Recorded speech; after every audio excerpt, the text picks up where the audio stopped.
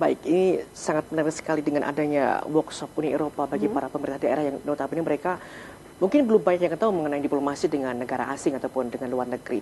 Kita kembali ke Gusti Dipo. Gusti Dipo, apa saja nih tantangan dan juga hambatan yang biasanya dihadapi ketika mengimplementasikan kerjasama hubungan dengan luar negeri? Ya, jadi ya, mohon maaf ini untuk kepala daerah karena sebenarnya center point-nya di kepala daerah karena otonomi daerah. Namun kita juga harus paham beberapa jajaran itu membaca, memahami potensi daerahnya. Betul. Itu tidak mudah karena kita melihat bahwa ada potensi daerah mungkin dalam hal-hal tertentu letak geografisnya misalnya. Secara melihat misalnya sumber daya alamnya. Merasa kita itu potensi besar, tapi ketika mau kerjasama dengan negara lain atau kota yang lain, justru yang dilihat orang lain itu bukan itunya.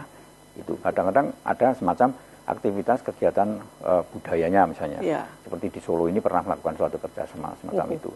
Nah, tapi juga potensi-potensi yang kota itu mampu bisa membuat jaringan internasional, seperti di Solo baru saja jelajah kota pusaka itu ternyata Solo punya jaringan kota internasional dan sebagainya. Nah, itu kemampuan dari kepala daerah tentu saja ini menjadi suatu tantangan bagaimana dia menciptakan suatu pengertian namanya quality of diplomacy. Kualitas diplomasinya ini yang mampu bisa meyakinkan bahwa daerah yang dia pimpin itu menjadikan semacam misalnya bisa menjadi daya tarik untuk investasi dan sebagainya.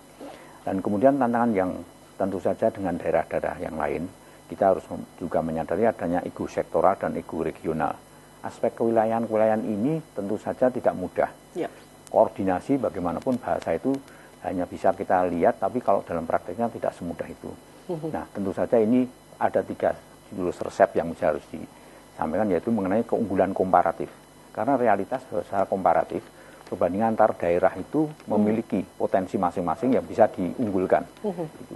Namun juga mungkin lebih bisa dikatakan malah kompetitif. Jadi keunggulan kompetitif, bersaing benar-benar bersaing. Ya. Jadi sebagai daerah satu sama lain punya produk tertentu yang sama mungkin, itu bisa juga kemudian itu bersaing. Nah, yang ketiga adalah keunggulan kooperatif.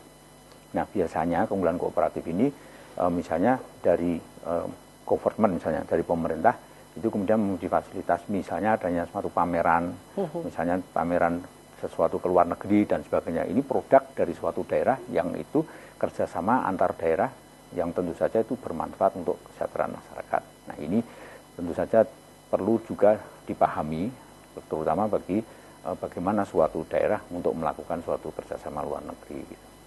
Oke, jadi harus benar-benar jeli di sini pemerintah daerah, dan terutama di sini tantangannya ada pada bagaimanakah kita mengetahui potensi suatu daerah tersebut, dan juga peran kepala daerah sangat penting di sini seperti itu ya, Gusti Dipo ya.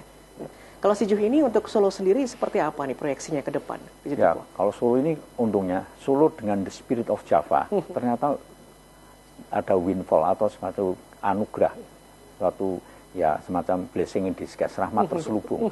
Ada 4 hal yang kemudian itu satu, bahwa ternyata batik menjadi semacam world heritage. Itu spirit of Java-nya ada. Kemudian yang kedua wayang. Kemudian yang ketiga keris. Dan yang ketiga huruf Java sebagai Unicode.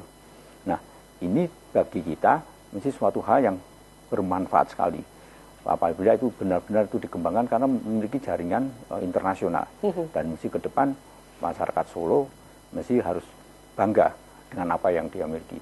Nah, ini tentu saja saya boleh sampaikan di sini, bukan secara diam-diam. Sebetulnya pemerintah kota sekarang ini sudah meletakkan dasar untuk bagaimana nanti ke depan identitas kota, terutama secara fisik dalam hal ini, misalnya kemarin yang jelajah kota pusaka itu, sekarang kita bisa melihat beberapa kelurahan. Jadi intinya begini, ada balai kota dan ada balai desa. Nah, ini secara nyata pemerintah kota ini membuat balai desa yang benar-benar identitas, yang itu pada suatu saat nanti itu menjadi identitas kota. Itu tapi itu di balai desa. Nah, tentu saja itu secara kalau kita lihat dari visi turis mestinya tangible, yang kelihatan nyata. Ada sesuatu yang intangible.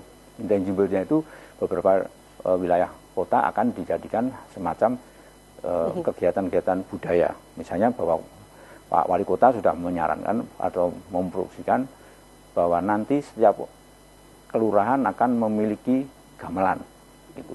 Nah, itu sangat bagus sekali.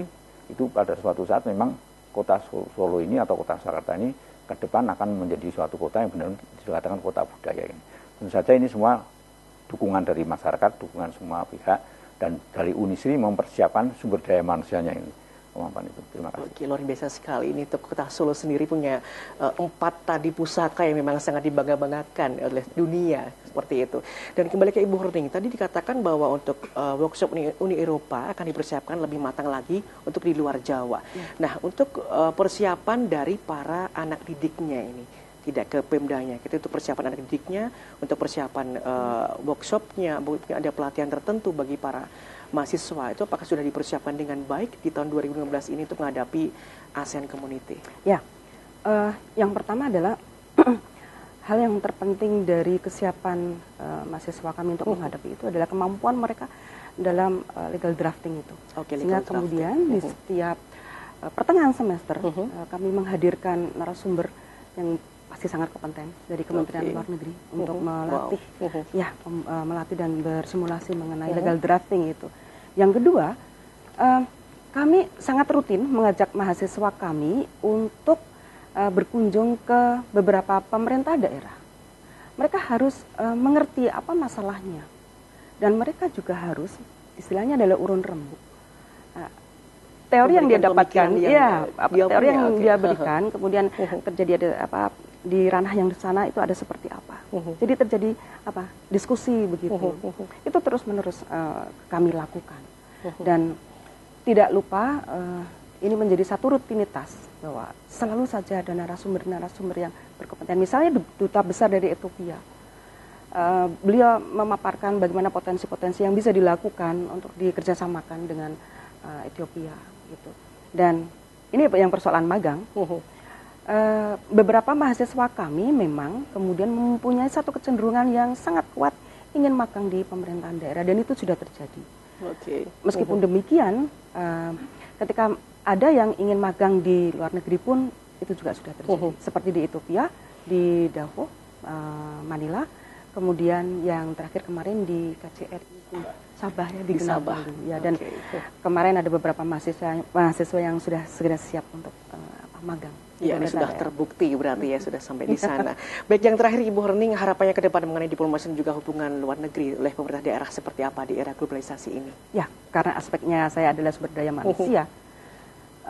Yang pertama adalah harus siap gitu.